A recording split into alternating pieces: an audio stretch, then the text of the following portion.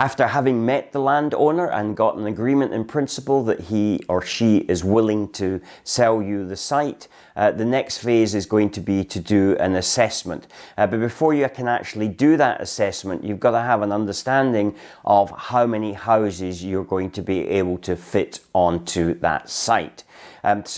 Before we go into an example, because what I want to do is I want to take an example from our course Property Developers Mastery of how we actually lay out a site. So if you haven't already subscribed to the channel, please make sure you do that now, and also join our Facebook group. There's a lot of good discussions going on there. It's a fairly small group, but get to know some other people who are aspiring and already in property development.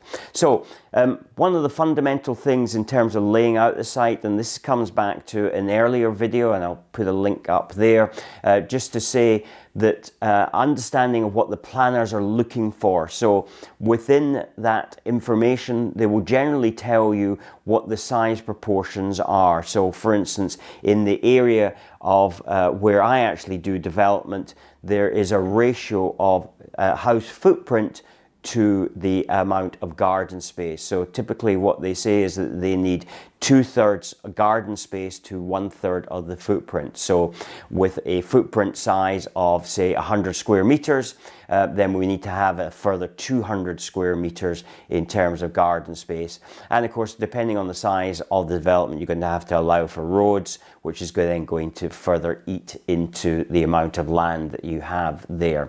But that will vary. Now, don't take that as a principle to apply to your particular planning area. That's why you need to do that research that we talked about in an earlier video.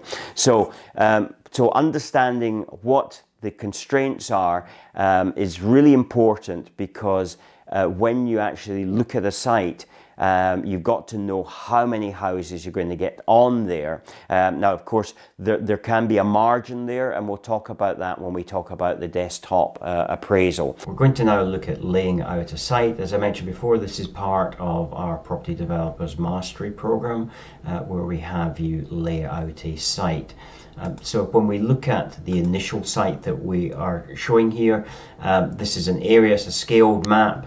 We actually provide them with the scale, and what they need to do is to figure out how many houses they can get onto this piece of land. We give them 4 different house types in order to look at this.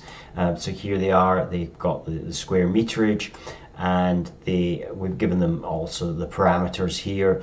So we based it on the example I gave you earlier, where you look at the site and you allow 2/3 garden ground to the footprint. Incidentally, when I mentioned that to the footprint, of course, you've got a double-story house, 2-story house, then obviously you're getting double the space. So it's not that so for instance, an example I gave, it was 100 square meters, but that could potentially be a 200 square meter house. So it was a fairly large house. So these examples, we've got different types of houses. When you're getting into larger development areas, that generally you need to have a mix to cater for different demographics. So we look at this site. Of course, one of the first considerations that you need to make is that you've got to put in some sort of road infrastructure, and that is obviously going to impact the amount of houses that you can actually put into the land. So we put in, first of all, the road infrastructure, and these are to scale. So when you actually look at these 1, 2, 3, and 4, these are the 4 different house types, and these are to scale with this plan. So then the challenge is then how many houses can I fit on there, and it's kind of interesting just watching, because we split people into groups of 2 or 3 and get them to work through this, and the discussions that go on, I think is actually quite informative. People come up with different numbers, and beyond this exercise, what we actually have them do is then work out what the total GDV is for this particular site, and while we actually have a methodology for doing that, a program that does that, we want them to do this by hand first, because I believe that when you learn something by hand first, then you really, once you introduce some technology, you have a far better understanding to that. So maybe I'm a bit old-fashioned that way, but it comes back to, you know, I learned how to do arithmetic math by pencil, and then there's certainly, with the advent of computers, you can now do those things, but I find that people don't have such a great understanding of the process when they haven't actually done it manually. So I still think there's great value in doing that. And then we reveal to them how the houses are set out, and essentially what type of houses were in each of those.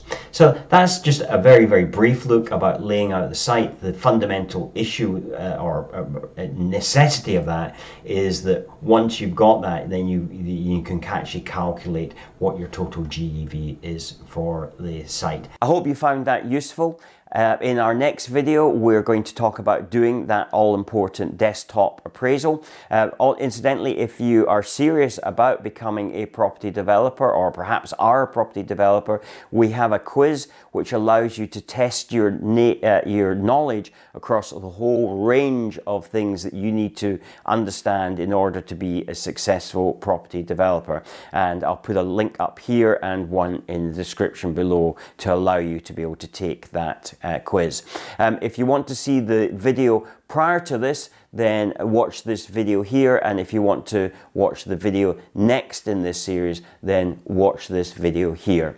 Until the next time, take care, and I look forward to speaking to you then. Bye bye.